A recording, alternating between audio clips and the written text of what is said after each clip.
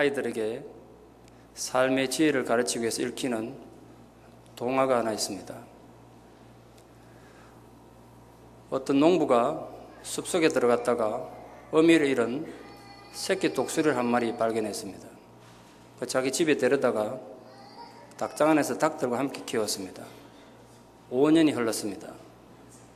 독수리는 여전히 닭장 안에서 다른 병아리들과 닭들과 함께 모의 싸움하고 지냈습니다. 그 지역의 우연히 세계 조류학회가 열렸고 그 학회에 참석했던 한 조류학 교수님께서 식사 후에 산책을 하다가 우연히 이 농부 집에 들르게 됐습니다. 농부와 한참 얘기하던 교수님이 깜짝 놀랐습니다. 이 집 닭들 다 죽게 생겼다고, 저 닭장 안에 독수리가 있다고 소리쳤습니다. 그런데 농부가 웃으면서 교수님 그거 독수리 아닙니다, 그렇게 말했습니다. 교수님 전공이 조류학입니다. 새에 대해서 전공한 사람입니다. 독수리하고 병아리도 구분 못할 사람이 절대로 아니죠. 교수님 놀라서 외쳤습니다. 저것에 쫙 펼쳐진 날개가 안 보이냐고, 저 날카로운 부리와 발톱이 안 보이냐고. 그러나 농부가 그건 독수리가 아니라 그랬습니다. 내가 저게 독수리인 걸 증명해 보이겠다고. 그래서 교수님이 닭장 안에 들어가서 독수리를 데려다가 높이 들고 쳐다보면 이렇게 말했습니다. 넌 독수리야. 초라하게 닭장 안에서 닭들과 모의 싸움하고 있는 존재가 아니란 말이야. 저 하늘을 높이 날아야 될 백수의 제왕 독수리야. 그렇게 독수리가 난생 처음 보는 사람이 자기를 뒤흔드니까 이 양반이 도대체 왜 이러는지 알지 못해가지고 그 높이 들린 두려움과 스트레스 받아서 막 불안해하다가 몸부림치며 교수님 손에서 벗어나서 마당에 내오려니까 안도의 한숨 쉬며 또 병아리들과 모의 싸움을 했습니다. 교수님 충격받고 어떻게 이럴 수가 있느냐고 그랬습니다. 그때 농부가 이렇게 말했습니다. 그건 내가 병아리처럼 키웠기 때문에 지가 닭인 줄 알지 절대로 독수리라 생각하지 않습니다. 교수님께서 내가 한 번 더 해보겠다고, 독수리는 높은 곳에서 사니까 좀 높은 곳에 올라가면 독수리의 야생이 돌아올까 싶어서 독수리를 붙잡고 지붕 위로 올라갔습니다. 좀 더 높은 곳에 올라가서 더 크게 흔들면서 교수님께서 얘기하는 겁니다. 넌 독수리야. 초라하게 병아리들과 모의 싸움하기 위해서 존재가 아니란 말이야. 네가 속한 것은 저 하늘이야 라고 막 흔들어댔습니다. 아까보다 더 높은 곳에 올라온 독수리는 더 스트레스 받으면서 교수님 손을 쪼아가지고 바닥으로 내려와서 또 안도의 한숨 쉬며 모이를 쪼아 먹었습니다. 교수님께서 아주 심각하게 고민이 빠졌습니다. 자기 전공이 조류학인데 독수리가 독수리 역할을 못하면 문제가 심각한 거 아닙니까? 그래서 교수님께서 이 농부에게 내가 마지막으로 한 번만 더 해보겠나라고. 그리고 농부가 웃으면서 말했습니다. 할 수 있는 건 마음대로 해보시라고. 밤새 숙소에 가서 고민하던 교수님께서 어떻게 하면 그 독수리가 내가 독수리구나 이걸 깨닫게 할 수 있을까? 그러다가 한 가지 생각을 해냈습니다. 이른 새벽 동이 트기 전에 그 닭장에 가서 독수리를 꺼내다가 교수님 배낭에 넣어가지고 그걸 메고 높은 산을 올라가기 시작했습니다. 독수리도 높은 곳에 사니까 그곳에 올라가면 어쩌면 야생이 돌아올지도 모르겠다. 높은 산을 힘겹게 올라가는 겁니다. 이제 그 높은 산에 올라가서 아직 동이 트기 전 여명에 독수리를 끄집어내놓고 그 꼭두 새벽에 절벽 위에서 이제 흔드는 겁니다. 독수리를. 입장을 바꿔놓고 한번 생각해 보십시오. 잠자던 독수리가 무슨 고생입니까 이게. 독수리는 난생 처음 높은 절벽에 올라와서 거센 바람 불어치는데 밑에 내려다보니 까마득한 절벽입니다. 거기서 교수님께서 막 흔들어 제끼는 겁니다. 또 넌 독수리야. 저 하늘 날아올라야 될 백수의 재앙이란 말이야. 초라하게 모이나 쪼아먹으면서 안주하는 존재가 아니란 말이야. 막 흔들어 댔습니다. 이제 거의 실신할 지경이 된 독수리께서 도대체 이 사람이 나에게 무슨 억하심정에 있어서 나를 이렇게 괴롭히는가? 왜 이 양반이 나를 괴롭히는가? 불평과 원망에 젖었습니다. 그때였습니다. 동쪽에서 찬란히 태양이 떠올랐습니다. 그 날카로운 광선이 이 독수리 눈에 와서 내려 꽂혔습니다. 한 번도 본 적 없는 태양입니다. 지난 5년 동안 땅바닥에 모이 쪼아 먹으라 땅만 쳐다봤지 한 번도 하늘을 쳐다본 적이 없었던 독수리는 난생 처음 태양의 광선이 자기 눈에 와서 자극하는 걸 느꼈습니다. 근데 뭔가가 자기 가슴 속에서 꿈틀거리기 시작했습니다. 한 번도 느끼지 못했던 독수리 야성이 자기 속에 꿈틀거리기 시작하는 겁니다. 날개에 힘이 들어갔습니다. 자기도 모르게 날개짓이 시작되는 겁니다. 독수리 야성이 돌아오기 시작했습니다. 서투르지만 날기 시작합니다. 좀 더 높이, 좀 더 멀리 날아서 그 독수리는 드디어 내가 독수리구나 이걸 깨닫고 멀리 하늘로 날아갔다는 우화입니다. 이건 어디까지는 우화입니다만 오늘 이 자리에 오신 사랑하는 성도님들에게 들려주시는 하나님 아버지의 소중한 교훈이 있다고 생각합니다. 여러분들은 하나님의 위대한 독수리로 부름받았고 창조되었고 훈련되었음에도 불구하고 그 무엇인가 해가지고 여러분의 소중한 본분을 잃어버리고 초라한 닭장 안에서 이 세상 얄팍한 모이나 쪼아 먹으면서 그것만이 전부인 줄 알고 살아왔는지도 모릅니다. 농부로 상징되는 사단은 오늘도 여러분에게 속삭입니다. 넌 그렇게 초라하게 살면 되는 거라고. 그저 그냥 세상에 주는 쾌락에 그냥 젖어서 네 신세 한탄이나 하면서 절망에 젖어서 초라하게 살기만 하면 되는 거라고 여러분을 유혹하고 비웃고 있을지도 모르겠습니다. 그러나 오늘 대학 교수로 조력 교수로 상징된 예수님께서 여러분이 오셔서 이렇게 말씀하시는 겁니다. 넌 하나님의 위대한 독수리다. 저 푸른 하늘을 높이 날아오야 될 하나님의 독수리들이다. 너희는 절대로 이 땅에 속한 초라한 존재들이 아니다. 오늘 나와 함께 다시 힘을 얻어서 저 푸른 하늘 날아오른 하나님의 독수리가 되어보자. 오늘 주님께서 여러분들 그렇게 이 비전 축제로 초청하셨습니다. 우리는 이 집회를 통해서 하나님 자녀로서의 위대한 독수리의 모습을 회복할 것입니다. 여러분 기대하시고 소망 가지십시오. 비전을 가지십시오. 하나님께서 여러분을 어떻게 회복시켰는지 어떻게 치유하시는지 지금부터 우리가 목격할 것입니다. 우리 과거가 아무리 힘들고 어렵더라도 하나님께서 우리를 하늘 날은 정말 위대한 하나님의 독수리로 세우고 회복할 줄 믿습니다. 이 집회 가운데 그 멋있는 하나님의 회복을 통해서 우리 모든 템피 장로교의 성도님들이 찬란히 하늘 날아오르는 하나님의 위대한 독수리가 되는 은혜가 있기를 진심으로 축원합니다. 오늘 본문 보시면 하나님께서 하나님 백성의 모습을 이렇게 선포하고 있습니다. 독수리에 날개치며 올라감 같을 것이다. 우리 신앙의 모습을 하나님이 그렇게 비유로 설명하셨습니다. 독수리에 날개치며 올라가는 그 위대하고도 담대하고도 용기 있는 모습이 너희들의 모습이어야 한다. 주님 그렇게 말씀하셨습니다. 여러분 우리는 비록 삶이 고달프고 힘들어도 날아올라야 합니다. 왜냐하면 우리의 본분이 이 땅이 아니기 때문에 그렇습니다. 우리가 속한 것은 바로 저 하늘입니다. 오늘 주님께서 우리에게 그렇게 말하고 있습니다. 이 땅에 있는 것은 우리의 본분이 아니라고. 그 거짓 속임수에 속지 않기를 바랍니다. 우리 안에는 우리가 어떻게 해봐도 안 돼. 어쩔 수 없어. 우리 민족성이 그래. 내가 부모를 잘 만나서 내가 남편을 잘 만나고 아내를 잘 만나고 내가 지도자를 잘 만나서 내가 이렇게 불행하다고 하는 자포자기하는 우리 자신을 초란 병아리로 만드는 그런 자폐자기하는 열등감과 패배감이 있을지 모르겠습니다. 우리 그런 모든 잘못된 것들을 끊어버리고 하나님의 독수리로 날아오르는 겁니다.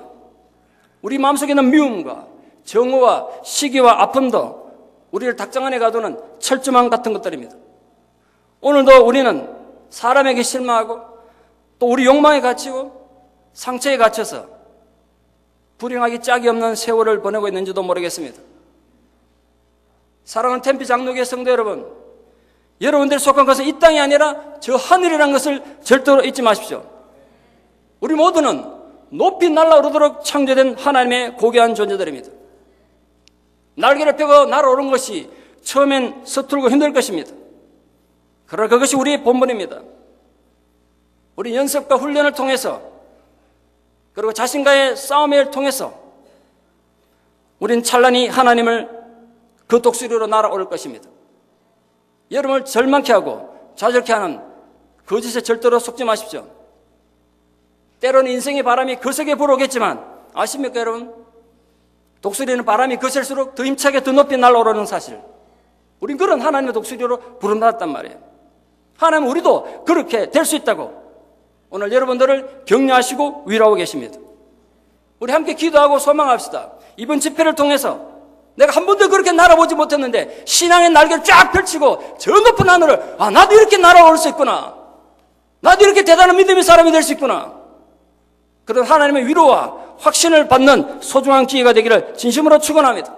여러분들이 또 여러분 자녀들이 또 이 후세 이 교회를 지나갈 모든 여러분의 후손들이 이 위대한 하나님 아름다운 형상을 가진 하나님의 독수리들로 회복되어지가는 아름다운 믿음의 터전이 되기를 진심으로 축원합니다. 세계에서 제일 분부하고 제일 분주하고 사람이 제일 많은 도시 뉴욕은 사람만 많은 게 아닙니다. 새들이 굉장히 많습니다. 가보신 분 아시겠습니다만 특히 거기는 참새와 비둘기가 많습니다. 참새와 비둘기는 엄청 바쁘게 삽니다. 사람들이 썩은 팝콘 하나만 쫙 던져주면 그쪽으로 몰려갑니다. 또 이쪽에서 누가 한번 쫙 던져주면 또 저쪽으로 쫙 몰려갑니다. 굉장히 바쁘게 삽니다. 삶의 목표가 팝콘이니까. 그러나 그 높은 빌딩 마천 위에 빌딩도 꼭대기에 뭐가 사는지 아십니까? 독수리가 삽니다. 혹시 뉴욕 가시거든 땅만 쳐다보지 말고 하늘을 좀 쳐다보십시오. 전 몇 번 봤습니다. 그 빌딩 사이를 독수리가 쫙 펼쳐나가는 거 얼마나 멋있는지 아십니까? 원래 독수리가 서식하던데 사람들이 나무를 다 베어버려 집을 지어놓으니까 독수리가 갈 곳이 없어서 빌딩 꼭대기에다가 틀을 잡고 살고 있습니다. 많은 독수리가 살고 있습니다. 독수리는 이 참새나 비둘기와 차원이 다르게 삽니다. 아주 여유있게 품있게 삽니다. 여유가 있어요. 하나님은 우리들이 세상에서 이 독수리 아니 참새나 비둘기처럼 정신없이 사는 게 아니라 왜 사는지 이유도 알고 삶의 가치를 아는 그건 하나님 존귀한 백성으로 살기를 원합니다. 내가 여기 있는 이유, 내가 너를 훈련하고 준비시킨 이유가 이때를 위함인지 누가 알겠느냐는 그 하나님 이유를 가지고 사는 자들이 되기를 바라세요. 또한 하나님의 목적을 알고 자신의 존귀한 가치를 알면서 하나님 우리가 신앙생활 하기를 원하신단 말이에요.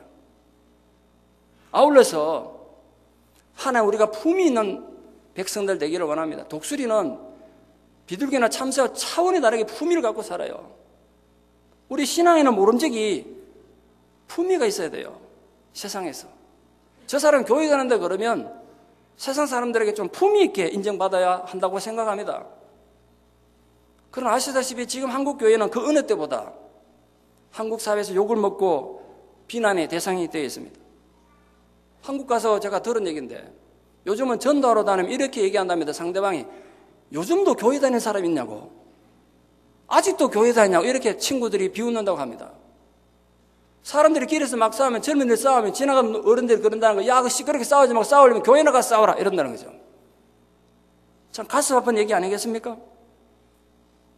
그동안 하나님의 백성들이 너무나 품위를 잃었기 때문에 자신들이 독수리인 줄 모르고 비 맞은 병아리처럼 사소한 것에만 목매달고 살다 보니까 세상 사람들 눈에 우리가 정말 초라한 참새같이 보이는 거예요. 비웃는 거예요. 너희들이 뭐 독수리냐고. 여러분이 존재하는 삶의 모든 현장에서 하나님 백성으로서의 품위를 잃지 않고 사는 하나님 백성들 되기를 바랍니다. 독수리같이 높은 이상과 도덕성을 가진 그런 존재가 되기를 바랍니다. 물론 저절로 그렇게 될 수는 없습니다. 그렇게 살기 위해서는 분명히 훈련이 필요하죠. 그 훈련의 구체적인 모습이 오늘 읽은 신명기 32장 11절 12절 말씀에 나옵니다. 제가 다시 그 본문을 읽겠습니다. 마치 독수리가 그 보금자리를 어지럽게 하며 그 새끼 위에 너풀거리며 그 날개를 펴서 새끼를 받으며 그 날개 위에 그것을 엎는 것 같이 여호와께서 홀로 그들을 인도하셨고 함께한 다른 신이 없었도다. 하나님은 하나님의 백성들을 훈련하는 걸 독수리가 그 새끼를 훈련하는 데 비유하셨어요. 왜 그러셨을까요? 이런 독수리는 보금자리를 높은 절벽이나 높은 나무 꼭대기 위에 만듭니다. 바람이 많이 필요하니까 그렇습니다. 그래서 바람이 많이 불다 보니까 보금자리를 아주 튼튼하게 만들어야 합니다. 태풍이 불어와도 날려가지 않도록 아주 억센 가지로 둥지를 만듭니다. 그러나 새끼가 태어나면 새끼는 그 억센 가지에 살 수 없기 때문에 독수리는 아주 푹신하게 둥지를 만듭니다. 근데 독수리가 가장 푹신하고 부드러운 털 어디서 찾는지 아십니까? 자기 가슴털에서 찾습니다. 부리가 갈 수 있는 가슴털. 그곳이 가장 부드럽다고 합니다. 피가 날 정도로 다 뽑아가지고 어미가 다 뽑아갖고 갓 태어난 새끼가 편안하게 지내도록, 불편하게 지내도록 보금자리를 만들어둡니다. 오늘 본문은 어떻게 되어 있습니까? 독수리가 자기 보금자리를 어지럽게 하며 자기 새끼 위에 너풀거리며 그렇게 되어 있습니다. 전 이게 그냥 상징인 줄 알았습니다. 독수리가 실제로 그렇게 새끼를 양육하고 키우는 걸 알고, 야, 성경이 정말 대단하구나. 저 그렇게 생각해 본 적이 있습니다. 제가 한 2번 정도 동물의 왕국에서 독수리들이 새끼를 키우는 걸 TV에서 본 적이 있습니다. 어느 정도 독수리 새끼가 자라고 나면 이제 먹이를 계속 갖다 주던 어미가 어느 날부터 먹이를 딱 주지 않고 그 위에서 날개짓만 하면서 너풀거리면서 새끼를 쳐다보고 있습니다.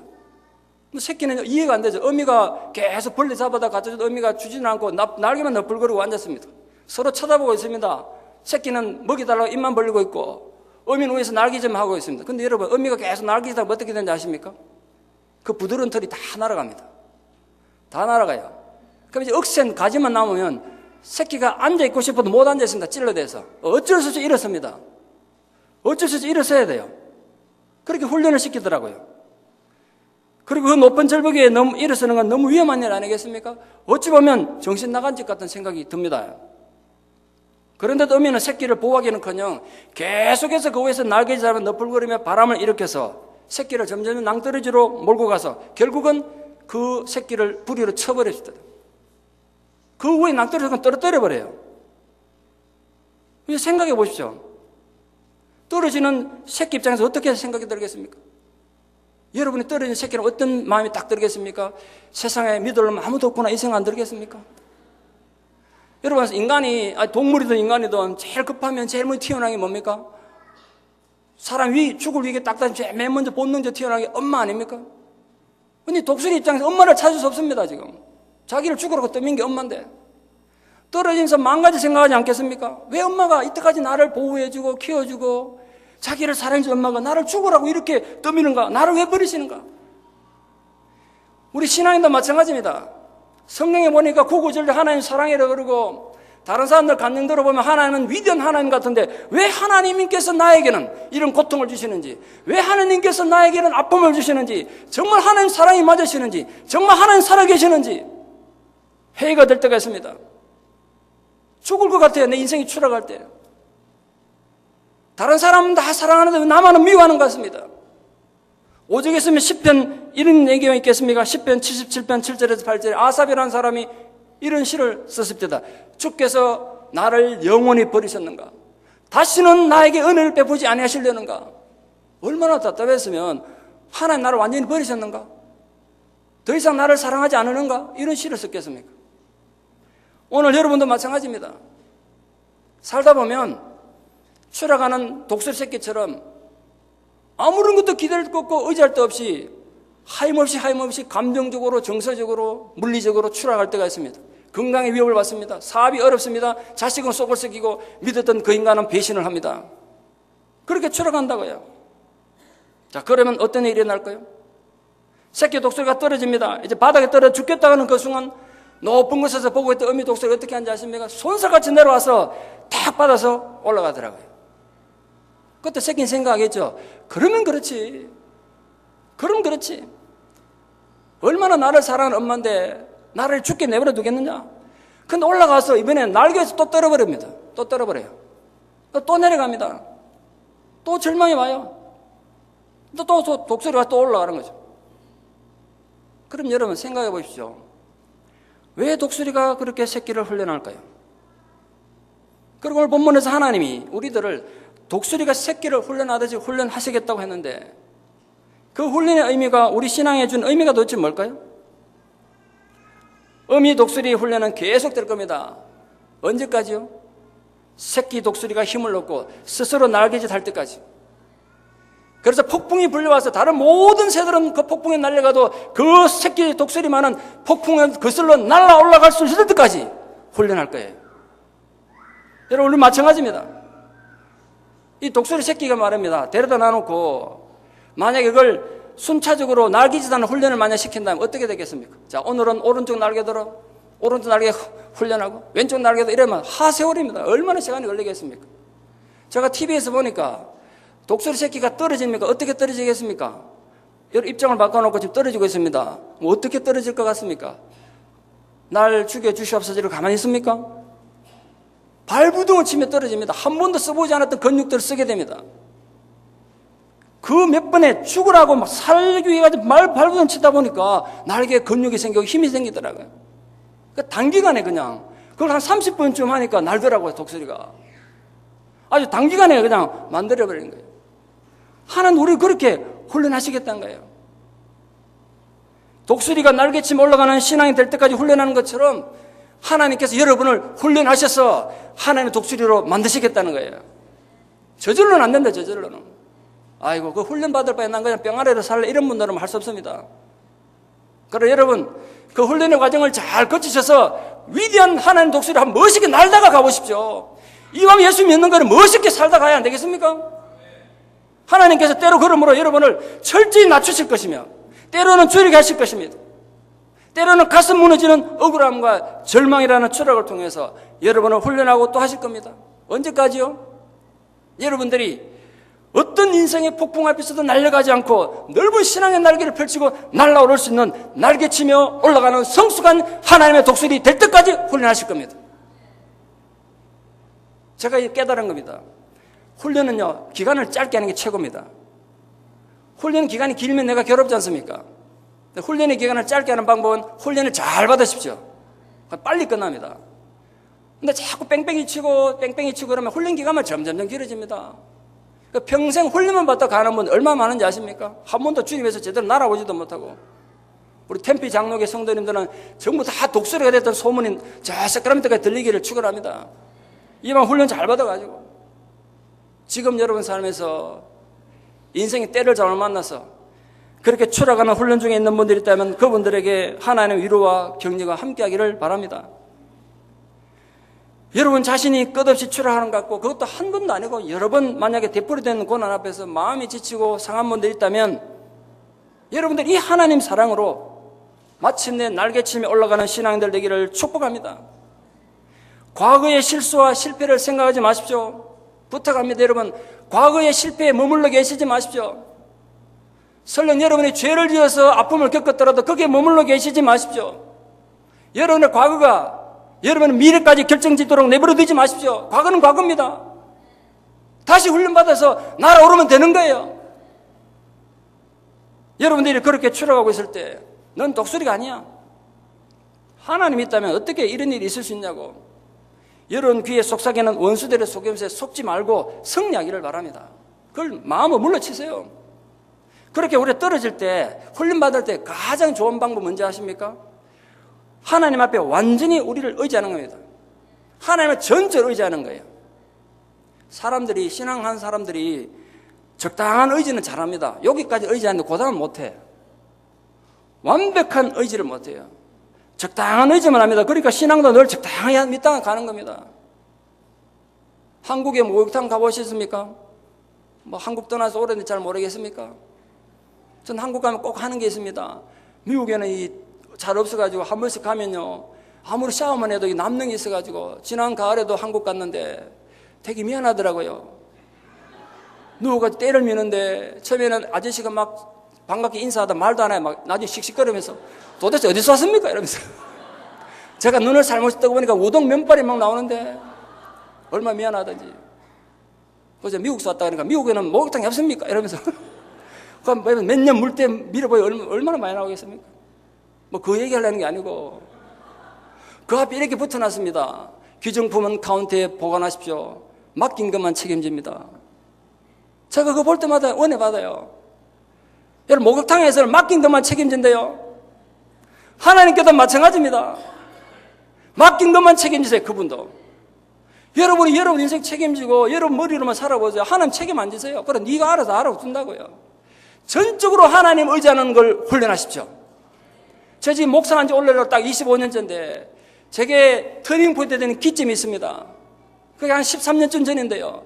그 기점에 많은 일들이 있었는데 그 기점 뭐가 있었냐면 하나님을 전적으로 의지하는 걸 배웠습니다. 그것도 제가 목회하는 방이 완전히 바뀌었어요. 생각도 바뀌었고 성도들에 대한 자세가 완전히 바뀌는 터닝 포인트가 있는데 그 중에 하나가 뭐냐면 전적으로 하나님을 의지해야 되는구나. 제 얼굴 보시죠. 장기 많게 안 생겼습니까?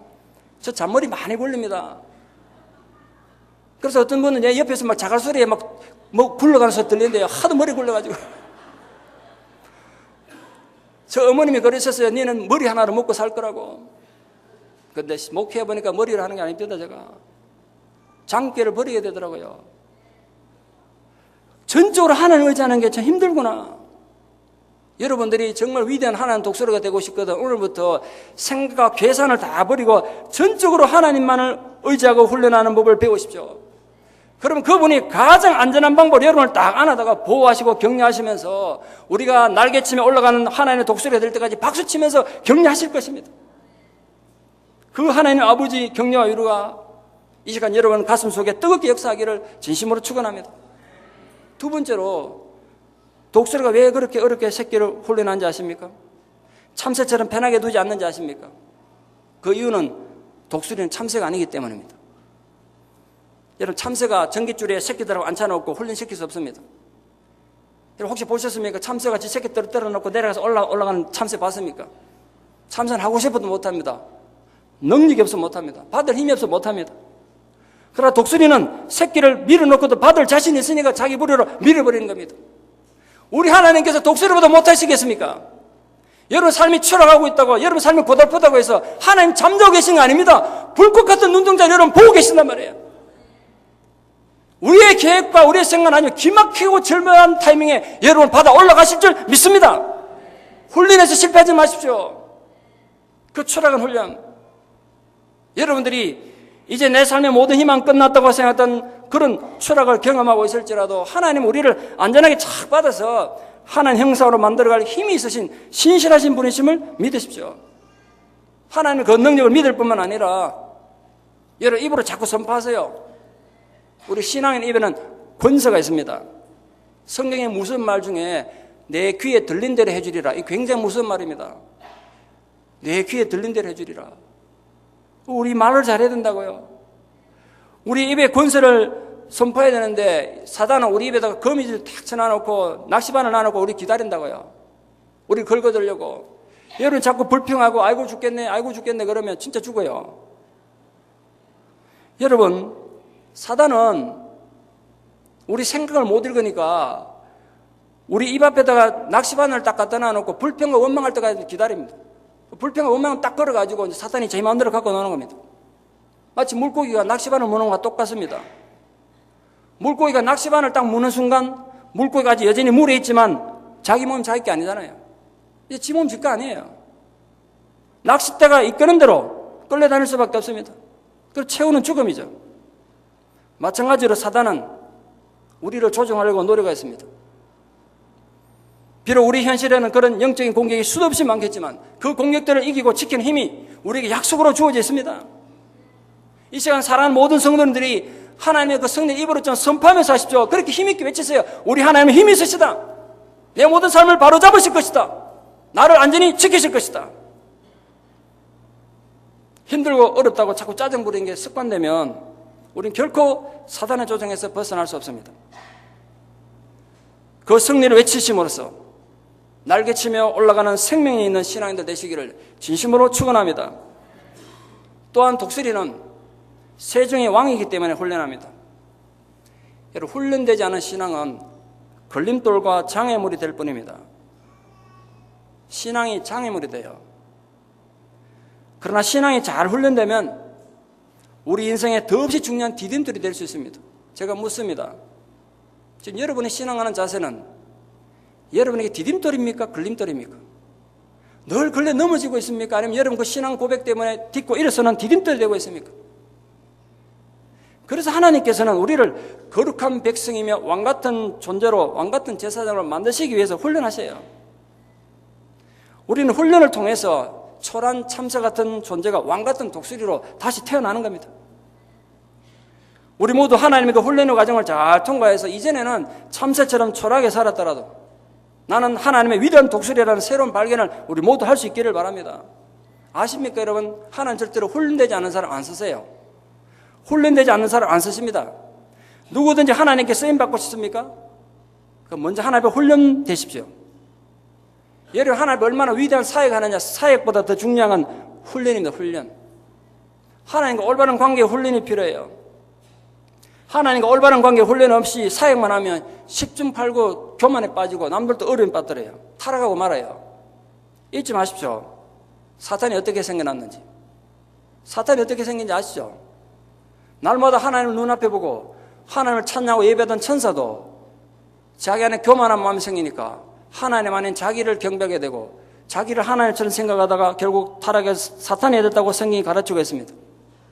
그러니 우리 모두 하나님 위대한 일꾼, 올바른 신앙인이 되기 위해서는 반드시 훈련이 필요합니다. 훈련치고 즐겁고 기쁜 훈련은 없습니다. 다 훈련은 귀찮고 불편합니다. 그래도 훈련을 받아야 돼요. 다 힘들고 어려워요. 그러나 세상의 모든 위대한 군대는 훈련을 통해 태어났습니다. 하나님의 군대도 마찬가지입니다. 어느 날 하늘에서 갑자기 뚝 떨어진 영웅은 없습니다.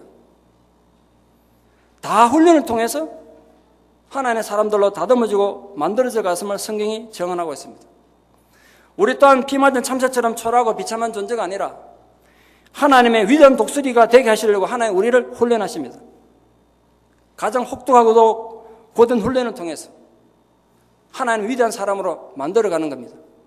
많은 예를 제가 들고 싶습니다만 한 가지 예만 좀 들고 싶습니다. 그중에 요셉의 예를 잠깐 좀 들고 말씀을 제가 좀 맺어보려고 합니다. 요셉에 대해서는 사람들이 오해를 많이 합니다. 예수님 닮았다 그래가지고 오해들을 많이 하시는데 요셉도 훈련되기 전에 하나님 절대로 쓸 수 없는 사람이었습니다. 요셉 문제 많은 사람입니다. 성경 자세히 읽어보십시오.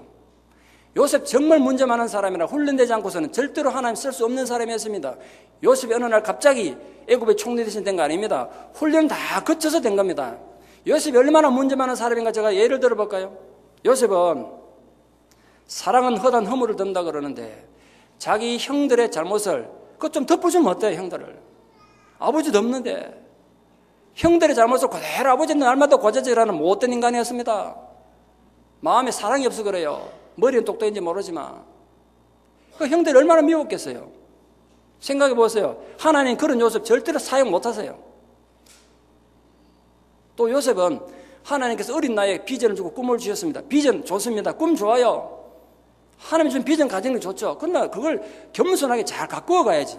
근데 그걸 떠벌려가지고 형들이 안 그래도 이 요셉 미워 죽겠는데 아버지 사랑해서 지가 형들 앞에서 왕이 되는 것처럼 형들의 단들이 내 앞에 절합디다 이래가지고 그 꿈을 떠벌려가지고 안 그래도 미워 죽겠는데 남의 질투심을 유발하는 못된 인간이었습니다. 여러분 아무리 많은 걸 가졌더라도 그걸 떠벌려가지고 내 거 내 자랑하는데 그거 아닙니다. 남이 상처받은 거 죄란 말이에요. 남에게 열등감 주면 안 된단 말이에요. 그 상태로서는 하나님 요셉을 절대로 사용할 수 없었기 때문에 보통 사람이 아닌 정말 혹독한 훈련시켰어요. 알겠습니까 여러분? 요셉 너무 부러워하지 마십시오. 마지막 요셉을 보면 생각하면 안 돼요. 그 과정이 얼마나 어려운지 아십니까? 그래서 하나님께서 죽음의 구덩이 속에 집어넣은 겁니다. 그것도 형들의 손을 통해 가지고 죽음의 구덩이. 생각해 보세요. 그 구덩이 속에 3일 동안 있는 동안 어떤 절망감이 들었겠습니까? 자기 딴에는 아버지 심부름 간다고 형들 만나서 들판에서 만나서 얼마나 반가웠겠습니까? 근데 입장을 바꿔놓고 생각해 보십시오. 뭐 형들 나쁘죠. 그러나 형들 마음속에 얼마나 한이 맺혔으면 오랜만에 만나는 동생이 저 멀리서 오는데 그 동생은 형들 만났다 반갑다 손 들고 오는데 이 형들이 하나같이 저놈 죽이자 생각했겠어요. 여러분 다른 사람이 가슴속에 한을 심으면 안 되는 거예요. 신앙에는 자기 신앙으로 내 기도 많이 한다고 내 신앙 좋다고 남의 한을 심으면 안 된단 말이에요. 요셉은 그런 사람이었습니다. 남의 가슴에 죽이고 싶은 살의를 심는 사람이었어요. 그래서 구덩이에 들어갔습니다. 자기 신세 생각해 보세요. 내가 어쩌다가 한 아버지 밑에 태어난 내 형들로부터 이렇게 버림받아 죽음의 구덩이에 왔는가. 그 죽는 줄 알았는데 겨우 살아서 간 곳이 보디발의 집에 노예로 팔려갔습니다. 말이 다릅니다. 문화가 달라요. 여러분 나중에 애굽의 총리 대신 된 요셉이 형들 왔을 때 통역관을 세운 거 보면 분명히 말이 달랐습니다. 우리 쉽게 말해서 말 한마디 못하면서 독일 가서 사는 겁니다 지금. 예를 들면 그리고 어느 날 갑자기 집에서는 왕자처럼 높게 하나님 아버지의 사랑받고 살다가 노예가 된 거 아닙니까? 그런데 중요한 건 이겁니다. 요셉이 형들이 가지지 못했던 것, 우리가 함부로 가지지 못했던 것 딱 하나 갖고 있었습니다. 그래서 그가 나중에 하나님 위대한 독수리가 될 수 있었던 겁니다. 그게 뭐냐면 그 처절한 절망과 배신과 죽음의 상황에서도 하나님에 대한 믿음을 갖고 있었습니다. 그 노예로 살면서도 하나님이 그와 함께하는 것이 보였단 말이에요, 사람들에게. 여러분 만약에 하늘 품고 살아보십시오. 형들이 어떻게 내게 그럴 수가 있냐? 형들이 어떻게 나를 죽으라고 구덩이에 넣을 수 있고, 형들이 어떻게 나를 노예로 팔아먹을 수 있냐? 그 하늘 품고 살아보십시오. 여러분 그 보디발의 집에 가고 노예가 처음부터 그 보디발 집의 모든 재물을 관리할 수 있었겠습니까? 절대로 아닐 겁니다. 실력을 인정받아야 되잖아요. 노예 처음에 주인이 얼굴을 볼 수 있었겠습니까? 노예도 고참 노예가 요셉을 관리 안 했겠어요? 고참이 보니까 마당을 씁니다. 근데 마당을 쓰는데도 형들 두고 보자 이래 막 썰면 여기 땡이 절로 가고 저기 땡이 절로 가고, 이놈은 아무짝에도 못 쓸 놈이다. 마당도 하나 못 쓸 놈이다. 그럼 거의 죽을 거야. 맞아 죽는 거예요 그냥. 그런데 그 노예 생활을 하면서도 내가 왜 이렇게 됐을까? 내가 왜 이렇게 추락했을까?를 생각하는 훈련이 시작된 거예요. 그 훈련을 잘 받으니까 그 노예 총책임자도 이 친구에게는 뭔가 다른 게 있다고 해서 주인에게 얘기하지 않았겠습니까? 그 주인이 자기 집안 모든 걸 맡길 만한 신뢰가 생긴 거예요. 그때 생긴 겁니다. 근데 진짜 본격적인 시험은 여기에서 시작합니다. 만약 요셉 삶이 그 정도 끝났으면 그냥 성공한 노예로 끝나는 겁니다. 성공한 노예로. 근데 어느 날 정말 심각한 유혹이 옵니다. 두 번째 유혹, 성적인 유혹입니다. 생각해 보세요. 피 끓는 청춘입니다 지금. 예, 피 끓는 청춘이에요. 부모 떠나가지고 얼마나 외롭겠습니까? 그런데 그 집안에 젊은 부인께서 시커먼 걸 바르고 눈에는 할렐루야를 달고 야한 옷을 입고 와가지고 유혹하는 겁니다. 이렇게. 그때 자기 마음속에, 여러분 제가 그랬지 않습니까? 하나님 아무나 안 쓰신다고. 왜 요셉을 사용하신지 아십니까? 아무도 보는 사람 없습니다. 여기 하나님 믿는 사람도 없어요. 그러나 요셉은 자기 마음속에 하나님이 있었다고요. 하나님이 있었어요. 이 안주인이 지금 상사병 와서 상사병. 입장 바꿔놓고 생각해 보면 노예 입장에서 안주인에게 잘 보이면 그 다음부터는 얼마나 편하겠습니까 생활이. 그러나 요셉이 만약 거기서 무너졌으면 성공하고 돈 잘 번 노예로 끝나는 겁니다. 인생 끝나는 거예요. 그러나 이 안주인이 그냥 이 요셉을, 젊은 요셉을 두고 그냥 포기를 못해가지고 아마 요셉이 아주 잘생겼나 봐요. 저처럼. 그러니까 그 상사병이 났죠. 하루는 가보니까 모든 노예들 다 휴가 보내고 단둘이만 남은 거예요. 오늘 우리 단둘이뿐이다. 나랑 침실로 가자. 제가 한국에서 미국 오기 전에 꿈을 한번 꿨는데요. 하여튼 이상한 꿈을 꿨습니다. 제가 한국에 있는데 꿈에 이제 미국에 집회를 몇 번 하러 왔는데 미국에 집회를 하러 왔더라, 꿈속에. 근데 집회를 마치고 호텔에 들어갔어요. 이 호텔이 주로 복도식이 이렇게 방이 이렇게 마주보고 있지 않습니까? 혼자 있는데 누가 문을 두드려 나가보니까, 여러분 그 오페라 카르멘 아십니까? 카르멘. 이 꽃 하나 딱 달고 딱 가슴 딱 파인 빨갛고 까만 치마 입고 막 이래가 춤추는 여자. 그 여자가 방문 앞에 가서 이러고 앉았더라고. 내가 놀라가지고. 그리고 내 방을 들어오는 거야.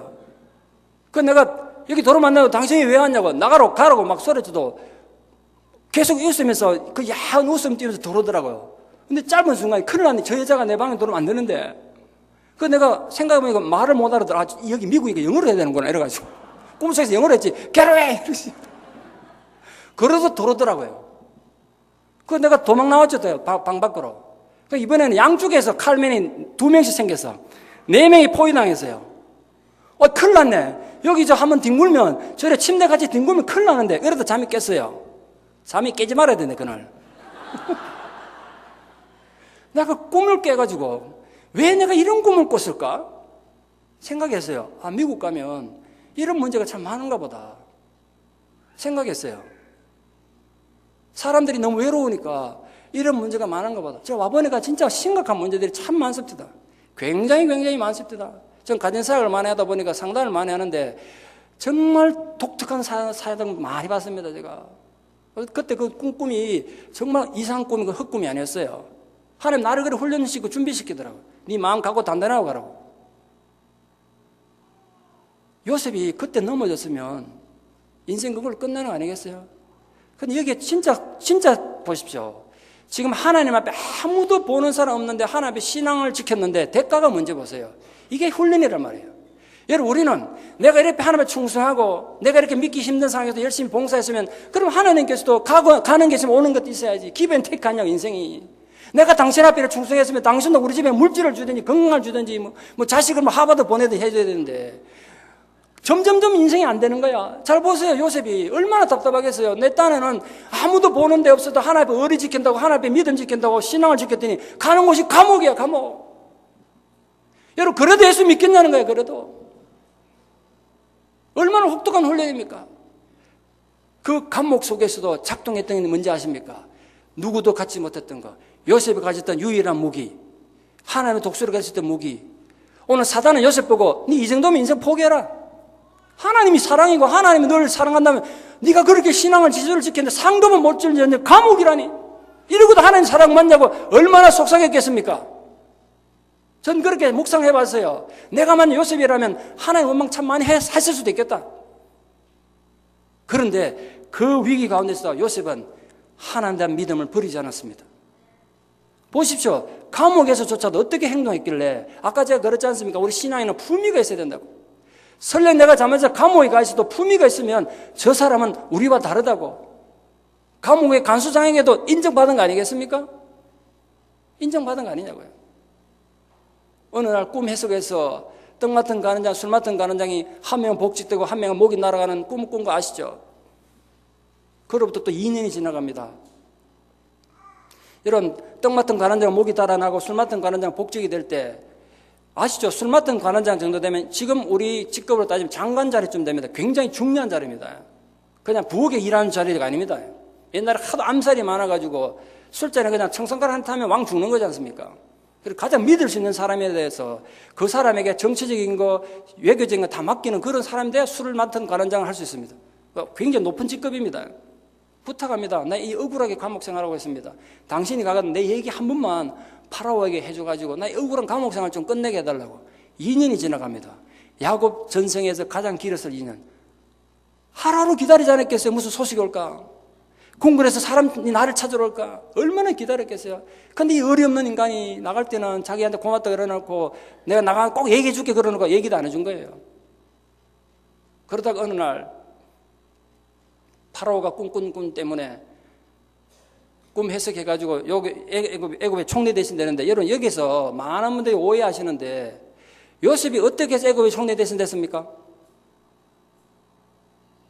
예, 대답 안 하시는군요. 또 요셉이 어떻게 애굽에 총리 대신됐냐고요. 꿈 해석에서 된 거 아니에요. 실력이 됐기 때문에 그런 거예요. 훈련이 됐기 때문에. 훈련이. 여러분 아무나 데려다 놓고 애굽 총리 대신 하라고 한다 할 수 있습니까? 못합니다. 그거 당대 세계 최대 강대국입니다. 얼마나 정치적인 일이 많고 암투가 많고 해야 될 일이 많은데 아무나 그거 갖다 놓고 할 수 있겠습니까? 요셉은 다 훈련됐습니다. 파라오의 집에서, 그 막대한 파라오의 집에서 경제를 다 훈련해서 경제를 배웠습니다. 감옥에서 술 맡은 거 하느냐 떡 맡은 거 하느냐 시중 들면서 세계 도란 정치를 다 배웠다고요. 그 사람 다 정치 아는 사람들이니까. 그렇게 훈련되면서 인간에 대해서 배웠습니다. 어떻게 인간이 인간을 배신할 수 있는지 형들에서 버림받은 사람인데요. 인간의 모든 부분을 다 훈련하고 배웠기 때문에 총리 대신 된 겁니다. 근데 여러분 착각하지 마십시오. 요셉의 시험은 진짜 지금부터입니다. 지금부터예요. 사람의 인격은 고난당할 때 잘 모릅니다. 권력을 줘봐야 합니다.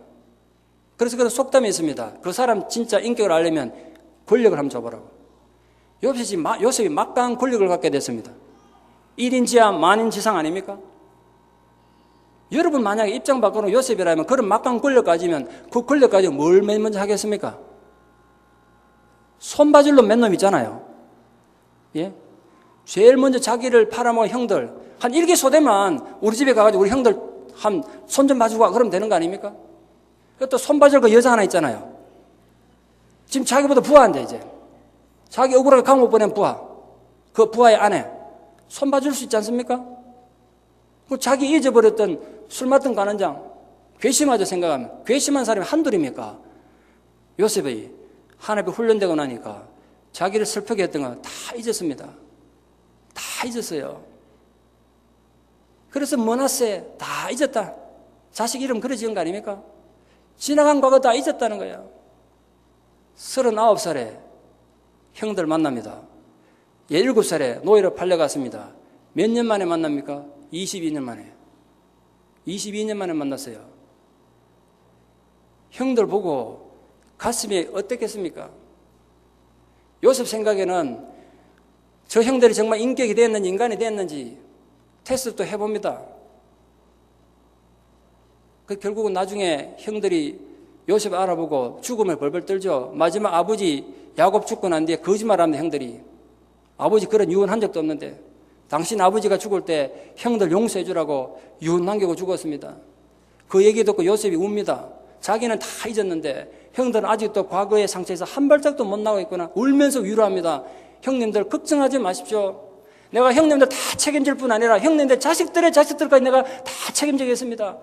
이게 용서입니다. 그리고 그건 저절로 오는 게 아니라 훈련의 결과입니다.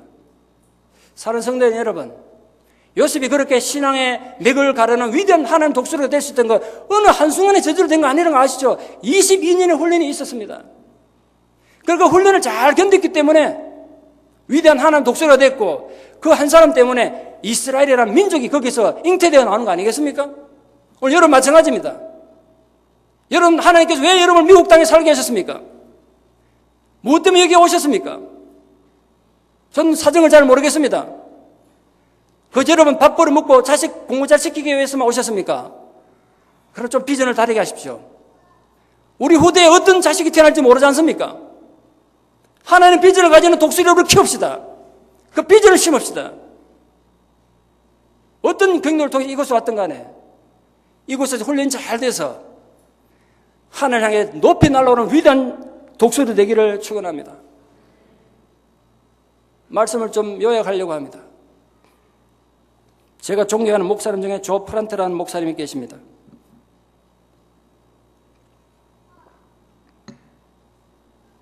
목사 안수 받고 2년 동안 목회지가 없어서 빌딩 청수부 했습니다. 미국에도 목사님 안수 받으니까 임지 없으니까 청수 받대다. 제가 그 목사님께 직접 들은 얘기입니다. 목사님께서 신학할 때는 그래도 하나님에 대한 소명이 있어서 뜨겁게 신학 공부했는데 그리고 안수까지 받았는데 아무데도 오란 데가 없어. 이력서를 내도 안 돼. 먹고는 살아야 되고 자식들이 있으니까 목사가 돼가지고 청소하려니까 남들 다 퇴근해야 청소하지 않습니까? 그래서 밤새 합니다. 꼭두 새벽까지 청소하면서 눈물이 얼마나 나겠습니까? 2년이 지납니다. 2년을 청소하다 보면 어느 날 화장실 청소하다 눈물이 팍 쏟아졌습니다. 화장실 바닥에 청소하다 아무도 없는 그 텅 빈 빌딩 안에서 통곡함이 울었습니다. 하나님, 내가 그래도 목사가 될 때는 하나님 나라에서 복음을 부르짖으려고 했는데 내가 이렇게 번거로 들고 청소해서 되겠습니까? 하나님, 정말 하나님 어디 계십니까?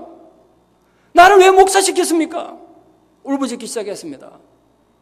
한 2시간을 울고 있는데 하나님께 드디어 응답이 오셨습니다. 그래, 내가 너의 눈물을 봤다. 이제 내가 너에게 목회를 주마. 이제부터 충성스러운 나의 종이 되기를 바란다. 이러면 얼마나 좋겠습니까? 그런데 하나님께서 오셨던 응답이 이거예요. 네가 목사가 되기 전에 이 빌딩의 청소부들 중에 가장 충성스러운 청소부가 될 수 있겠느냐? 이걸 말씀하시더래. 그 말은 그렇게 불평하고 원망하면서 청소하니까 그 많은 수백 명의 청소부 중에 대충 하지 않았겠습니까? 내가 또 목사인데. 그날 깨달은 거야, 이분이. 내가 하나님 앞에 목사로 쓰임받기 전에 이 청소부로부터 먼저 훈련받고 인정받아야 되는구나. 그날 회개했대요, 목사님이. 화장실 바닥에 울다가. 그렇습니다, 목사님. 하나님, 제가 이 빌딩 안에서 가장 충성스러운 청소부가 되겠습니다. 죄송합니다. 그날부터 마음을 완전히 바꿔가지고 정말 성실성이니까 누가 보든지 안 보든지 예전에 시간만 떼고 돈만 받으면 됐는데 이제 누가 보든지 안 보든지 가장 충성스러운 청소부였대요. 6개월 지나니까 목회지를 주더란 거예요. 지금도 전 세계 다니면서 하나님 아버지의 마음을 전하는 굉장히 중요한 일꾼이 되어 계십니다. 여러분, 때로는 세상에서 우리가 억울함을 당하고 배신을 당하여 지칩니다. 마음이 지쳐요. 특히 가까이 있는 사람들에게 인격적으로 모욕을 당합니다.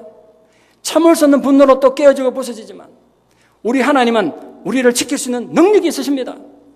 나를 어려움 속에서도 잘 다듬으셔서 왕같은 존재로 세우실 거예요. 여러분, 하나님 사역에 일꾼이 없는 것도 문제입니다만 훈련도 안 됐으면서 일꾼 하려는 사람, 일하려는 사람, 그것도 참 문제더라고요. 그 일꾼이 되라고 세워놨더니 나는 일거리가 되는 거예요, 일거리. 그러므로 훈련 잘 받는 성도가 되시길 바랍니다. 그래서 마침내 하나님 때가 됐을 때 정말 존귀한 자녀로 우뚝 서는 생명 있는 신앙인들 되시기를 축원합니다. 오늘 이사야 40장 30절 말씀을 마지막으로 우리 아버지 하나님 살아있는 약속으로 드립니다. 오직 여호와를 앙망하는 자는 샘을 얻으리니 독수리 날개치며 올라간 것 들 것이요 다른 박질하여도 곤비지 아니하겠고 걸어가도 피곤치 아니하리로다. 지금 지치고 마음이 상한 모든 분들에게 선포합니다. 여러분은 독수리 신앙으로 살아가도록 부름받은 하나님의 존귀한 존재들입니다. 여러분은 참새 같은 초라한 존재가 절대로 아닙니다. 정말 여호와 하나님 앞에 훈련을 잘 통받아서 샘을 얻어서 날개치며 올라가는 신앙, 다른 박질에도 곤비지 않는 신앙, 걸어가도 피곤치 않는 신앙이 되는 하나님의 위대한 독수리가 되기를 진심으로 축원합니다.